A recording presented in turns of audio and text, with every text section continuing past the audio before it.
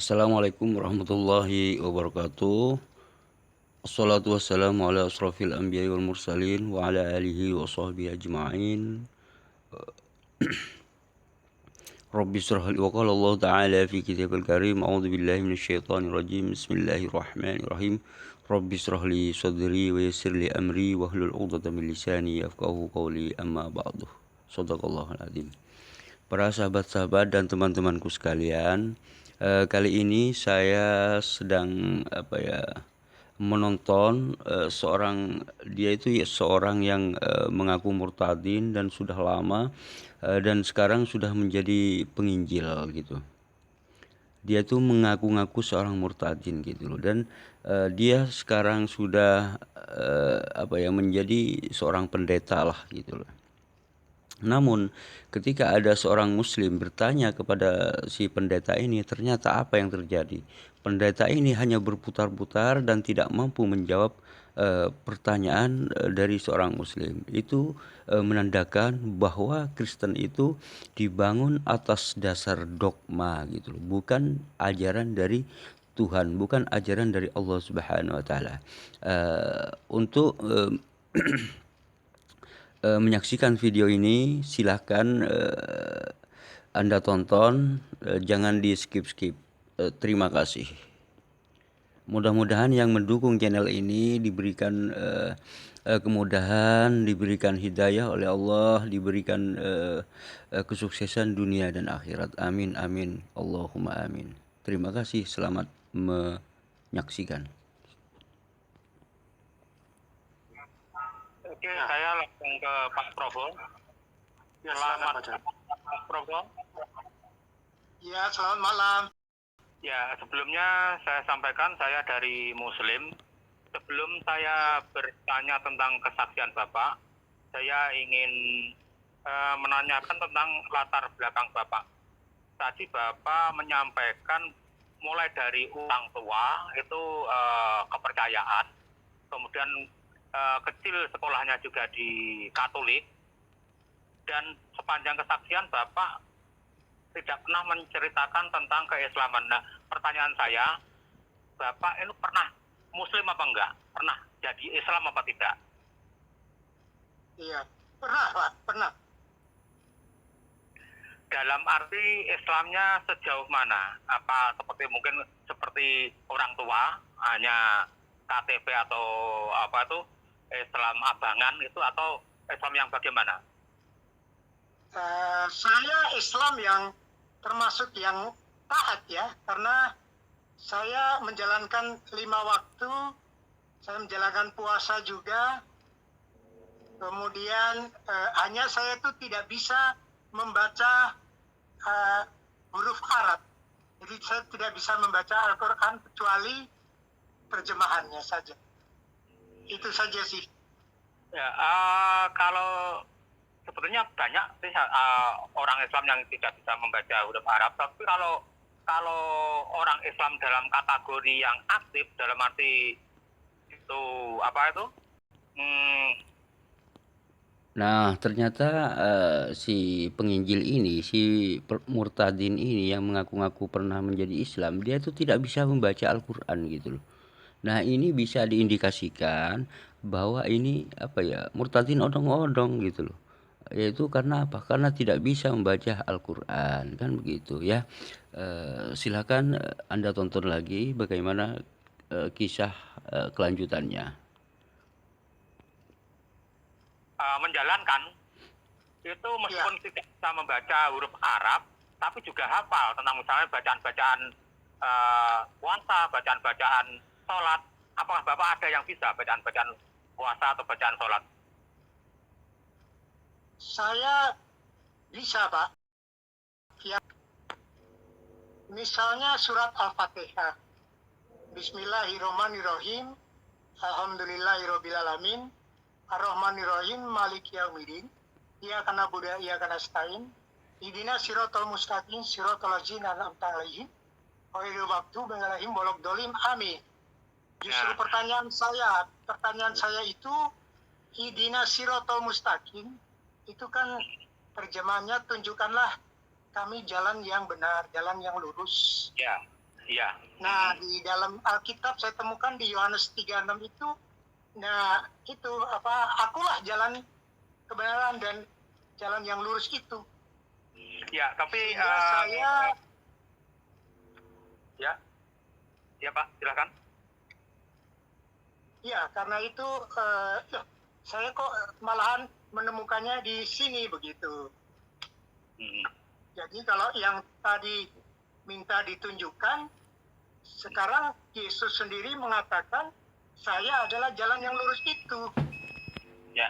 Jadi saya melihat, wah ini jaminannya lebih kuat. Karena Tuhan sendiri yang mengatakan itu. Itu ada di dalam Yohanes 14:6 ya. Ya.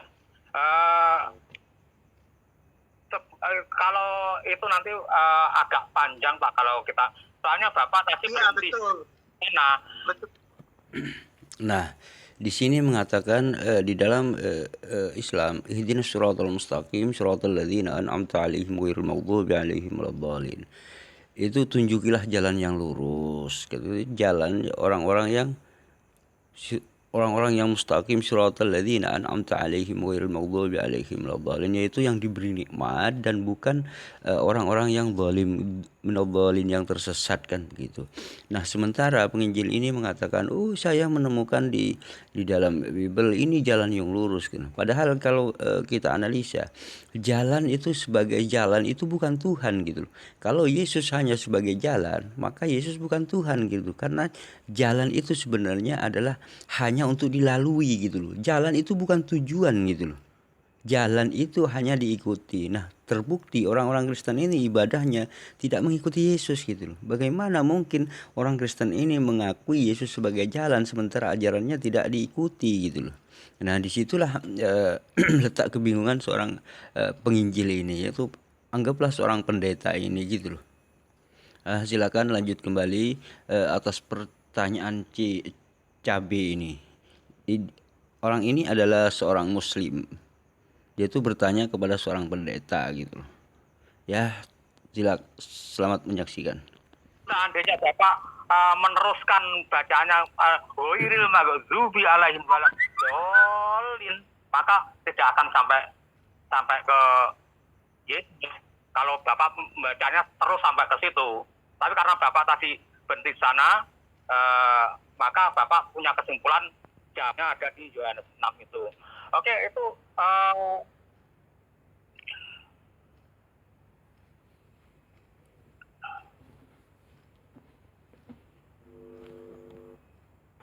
Ya, halo Pak Cabe. Halo Pak. halo. Ya, suaranya sempat terhilang Pak. Saya sekarang masih saya sambung. Halo. Halo. Pak Probo bisa dengar suara Pak Cabe? Suara saya? Ya. Oke, saya lanjutkan sebentar. Oke lah, kalau kita bicara fakta itu agak panjang waktu, dan itu masuk ke ranah perdebatan nanti. Saya tidak ingin masuk ke wilayah perdebatan. Saya justru ingin bertanya tentang kesaksian Bapak tadi yang berkaitan dengan konsep ketuhanan Yesus atau konsep pengorbanan penyaliban Yesus tadi. Iya.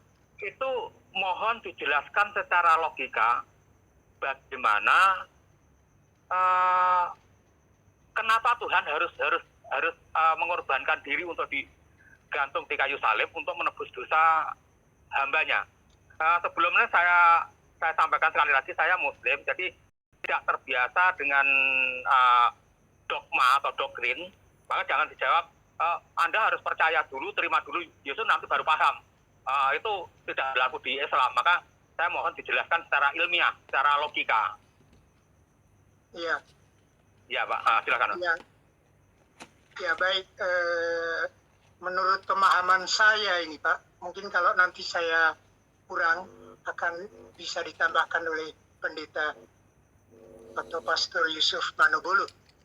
Tapi menurut pemahaman saya memang semuanya itu sudah digariskan oleh Allah Bapa yang ada di surga, bahwa anak ini nanti akan menderita dan mati di kayu salib itu untuk menebus dosa-dosa manusia. Karena dosa ini sebetulnya besar sekali yang harus ditanggung. Dan itu ditanggung oleh Yesus seorang diri, karena itu dia begitu menderita. Karena memang seperti ada dosa zina, itu kan harus dirajam. Itu Yesus itu menanggung itu. Karena itu kenapa dia harus menderita? Karena dia menanggung dosa-dosa manusia. Dosa-dosa manusia itu banyak sekali. Ya, Yang maaf, harus Pak. digantung, yang harus Pak. seperti perampok-perampok itu kan sebelah kiri kanannya Yesus itu kan sebetulnya perampok juga, Pak. Yang harus matinya itu disalib setiap perampok itu. Dan Yesus benar, itu Pak. mati seperti itu menurut benar. pemahaman saya, Pak. Jadi memang Ya. menderita untuk dosa manusia, Pak. Ya, begini, bukan prosesnya. Yang saya tanyakan justru kenapa Allah Bapa itu harus Iya. mengorbankan putra tunggalnya untuk menanggung dosa manusia. Nah, itu tadi, Pak. Karena Allah Bapa itu begitu kasih. Sebetulnya Allah itu kan kasih. Tetapi karena manusia yang bersih, keras, dan tegar tengkuk ini, sehingga dia ikut maunya sendiri. Nah, seorang pendeta ini mengatakan Allah itu kasih sehingga menumbalkan anaknya yang tunggal, anaknya yang dikasihi. Nah, kalau kita analisa, masa kasih itu harus melakukan kekejaman gitu loh. Contohnya, agar agar Tuhan ini dikatakan kasih sehingga dia tuh menumbalkan anaknya. Ini namanya kan kekejaman gitu loh. Ibaratnya gini, kita mau menyelamatkan orang lain tapi membunuh anak kita sendiri, kan begitu. Nah, ini bukan kasih sebenarnya, tapi sebuah kekejaman, kan begitu. Ini kekejaman yang nyata, tumbal ini namanya. Anaknya dibunuh, tetapi orang lain ingin diselamatkan, begitu. Contohnya gini, jika ada seseorang misalkan ya, ingin ditabrak mobil gitu misalkan, sret gitu. Nah, kemudian anaknya itu dilemparkan kepada orang yang mau ditabrak mobil ini sehingga anaknya ini mati gitu loh. Ini kan sebuah kekejaman atau kekeliruan di dalam keyakinan gitu loh. Masa Tuhan seperti itu? Ini kekejaman, menunjukkan kasih tapi harus melakukan kekejaman. Ini kan tidak logis gitu loh. Nah, silakan Anda, ini ada pertanyaan dari saudara kami, yaitu yang muslim, saudara kami yang muslim ini sangat cerdas pertanyaannya gitu loh. Oke, selamat menyaksikan kembali bagaimana tanggapannya dari seorang pendeta ini. Ini saja, dari zamannya mulai Adam itu dan Hawa, sudah seperti itu. Tapi Tuhan itu tetap kasih. Karena itu dia mengirimkan menjelma menjadi Yesus Kristus. Iya, maksud saya kenapa harus mengorbankan putra tunggalnya?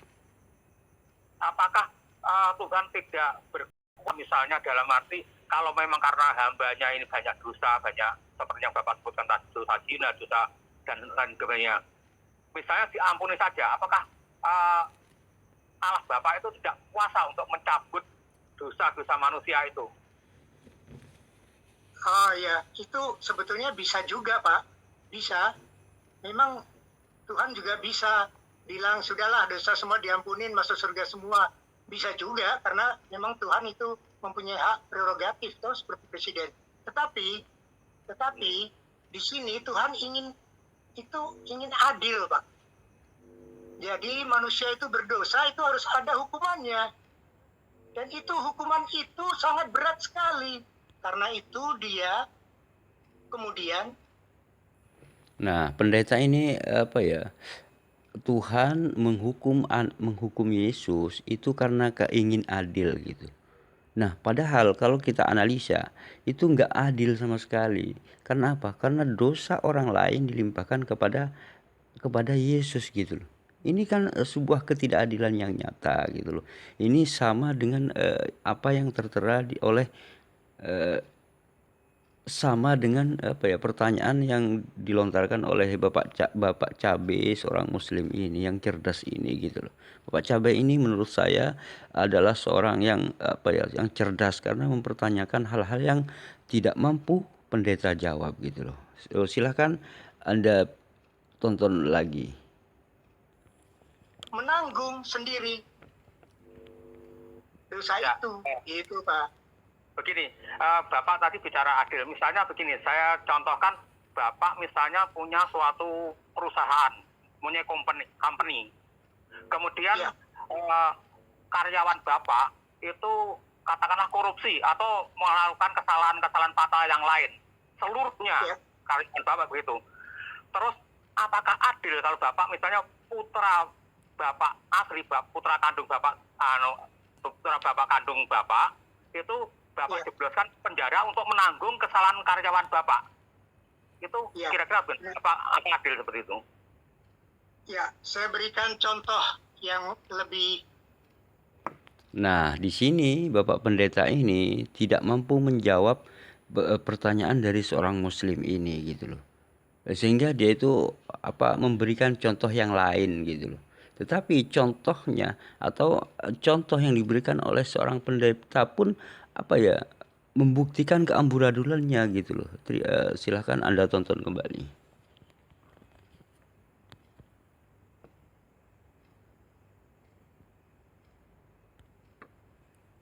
Konkret juga ya Pak ya. Ya. Di dalam satu pengadilan, kita ini kan negara hukum Pak ya. Iya. Di dalam satu pengadilan, itu Bapak membuat kesalahan, dosa, Iya. kemudian pelanggaran kriminal. Kemudian di dalam kitab Undang-Undang Hukum Pidana mengatakan bahwa setiap pelanggaran yang Bapak lakukan itu dihukum seumur hidup, hukum mati, atau didenda 100 juta rupiah. Begitu ya. Ya. Nah, di dalam pengadilan, hakim ini harus adil kan? Hakim ini harus adil.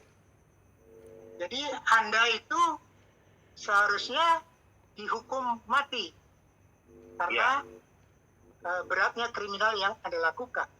Atau kalau nggak dihukum mati, 100 juta rupiah denda. Iya. Nah, hakim kemudian mempunyai kasih dia. Dia mempunyai kasih kepada Anda. Karena mungkin kenal baik, ya kan? Tapi dia hakim di situ. Dia nggak bisa campur urusan. Tetapi dia bisa memberikan Anda dana karena dia hakim, ada banyak cukup uang dari gajinya, memberikan 100 juta kepada Bapak. Jadi Bapak bebas. Oleh hakim itu Bapak diberikan. Jadi Anda tidak perlu dihukum mati atau dihukum seumur hidup atau dihukum mati, tetapi cukup membayar denda 100 juta. Sedangkan uang itu 100 juta itu dari hakim. Nah, hakim ini adalah Allah Bapak. Umpamanya begitu, Pak. Ya, saya ambil analogi itu. Ya, kenapa Allah Bapak tidak seperti itu? Misalnya memberi ampunan kepada manusia berdosa, yaitu misalnya memberi 100 juta itu atau memberikan ampunan atau memberikan apa? Kenapa harus mengorbankan putranya? Atau kalau dalam analogi Bapak ini tadi, apakah mungkin karena saya berdosa atau melakukan kesalahan berat kemudian harus dihukum mati, kemudian hakim itu menunjuk anaknya untuk mengganti saya dihukum mati? Apa mungkin seperti itu? Iya. Jadi memberi uang 100 juta ke saya untuk tebusan mungkin, tapi apakah mungkin hakim itu menunjuk anaknya untuk dihukum mati karena untuk menanggung kesalahan saya? Iya, itu pertanyaan bagus, Pak. Jadi begini, Pak. Itu semuanya itu kan menjadi haknya Tuhan. Karena terbukti analogi yang diberikan oleh pendeta itu ternyata amburadul juga gitu loh. Karena apa? Karena di situ Yesus dihukum salib kan begitu. Padahal Yesus dianggap anaknya sendiri kan begitu. Kenapa Tuhan tidak memberikan ampunan aja kepada manusia gitu loh? Kenapa harus anaknya yang dihukum kan begitu? Nah, dalam analogi pendeta tadi yang memberikan sebuah perumpamaan, dia itu ibarat hakim mengadili orang yang bersalah merampok atau apapun, sehingga orang itu harus dihukum mati kan begitu. Nah, apakah adil jika hakim ini memberikan anaknya untuk dihukum mati gitu loh, orang tersebut gitu loh. Nah, ini kan sebuah ketidakadilan yang nyata. Maka itulah pendeta ini berbelit-belit gitu loh jawabannya gitu loh. Karena apa? Karena di situ membuktikan bahwa kalau Yesus yang dihukum itu adalah sebuah ketidakadilan yang nyata. Karena manusia yang bersalah kok Tuhan yang dihukum, kok manusia yang lain yang dihukum. Ini adalah pertanyaan cerdas dari seorang muslim gitu loh. Sehingga pendeta ini kelabakan untuk menjawabnya gitu loh. Silakan Anda simak kembali. Yesus itu juga Tuhan itu sendiri. Jadi bukan orang lain. Jadi kalau dia sendiri yang mau itu tadi yang disebut menebus dosa manusia dengan dia harus menderita seperti itu, ya itu memang Allah sendiri punya rencana begitu. Tidak ada yang lain. Karena dia memang sudah membuat aturan begitu dan dia sepertinya harus konsekuen gitu dengan aturan yang dia buat sendiri, bahwa pertanyaan awal saya, Pak. Pertanyaan saya awal saya kan kenapa harus begitu? Itu pertanyaan awal saya. Artinya kenapa harus mengorbankan putra tunggalnya untuk menebus dosa manusia? Tidak seperti misalnya seperti analogi Bapak tadi, hakim tadi. Kenapa tidak itu memberikan uang saja kepada saya untuk menebus sendiri? Kenapa harus digantikan dengan putranya? Kenapa kalau analogi Bapak tadi, kenapa tidak putranya hakim itu yang dihukum mati? Gini Pak Cabe, kalau saya bisa tanggapi begini ya. Ya. Nah, akhirnya apa? Si Yusuf yang channel ini akhirnya apa ya, nggak tahan karena melihat seorang pendetanya ini nggak mampu menjawab gitu loh. Kemudian dibantu oleh oleh Yusuf ini gitu loh. Yusuf ini adalah seorang yang punya channel, dia itu seorang Kristen gitu loh. Makanya dia itu mencoba membantu si pendeta ini gitu loh. Karena apa? Karena sudah melihat pendetanya ini kelimpungan, narasumbernya ini kelimpungan menjawab pertanyaan dari seorang muslim gitu loh. Silakan apa tanggapan Yusuf ini gitu loh, Pak Yusuf gitu. Dalam kejadian, manusia ini kan serupa dengan gambar Allah. Makanya dia mau turun ke dunia, karena kita ini sangat berharga, makanya dia mengirimkan putranya, menggantikan kita, yang menghapuskan dosa itu Pak Cabe. Makanya dia mau turun. Nah, Bukan itu pertanyaannya kan di situ. Kenapa kok dosa manusia harus ditanggung oleh putra yang menurut Bapak cara sumber tadi itu sebetulnya adalah Allah sendiri. Dan itu nanti terjadi kontradiksi kembali. Karena kalau Yosef itu adalah Allah sendiri, berarti Allah itu pernah mati selama 3 hari. Masa Allah mati? Di sini Pak, kita kalau mau jelasin ke Bapak sampai kapanpun, Bapak tetap tidak akan bisa terima. Itu poin yang utama Pak.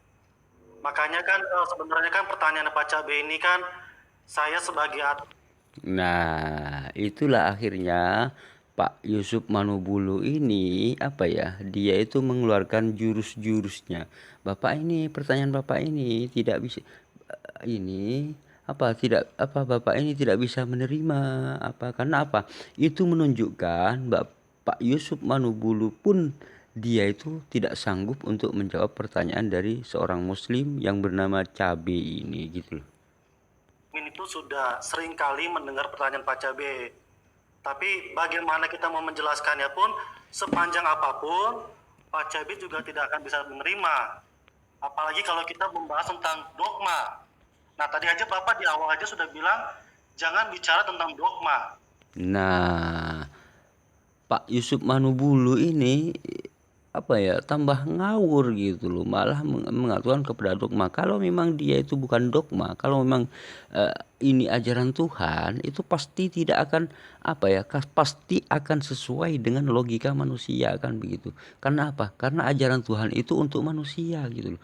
Kalau memang ajaran Tuhan tidak sesuai dengan logika manusia, maka itu bukan untuk manusia gitu loh. Mungkin untuk ya siapalah gitu, untuk binatang atau apa yang nggak punya akal gitu. Namun ketika untuk manusia, manusia ini kan punya akal, punya pemikiran. Karena dari akal itulah yang mampu membedakan antara yang benar dan yang salah gitu loh.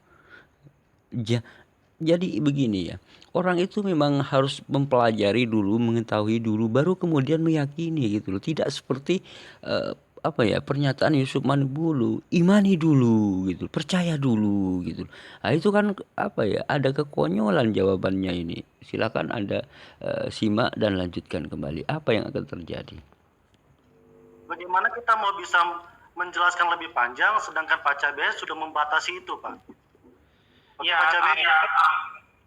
kami sebagai hukum biasa untuk berpikir, artinya apalah tadilun, perlu berpikir secara akal dan tapi ala irabitu kumatuka juga berpikir secara realita dari kenyataan. Jadi kalau cuma dikatakan apa itu, terima dulu Yesus, percaya dulu, nanti baru Anda percaya, itu memang tidak bisa masuk ke Muslim.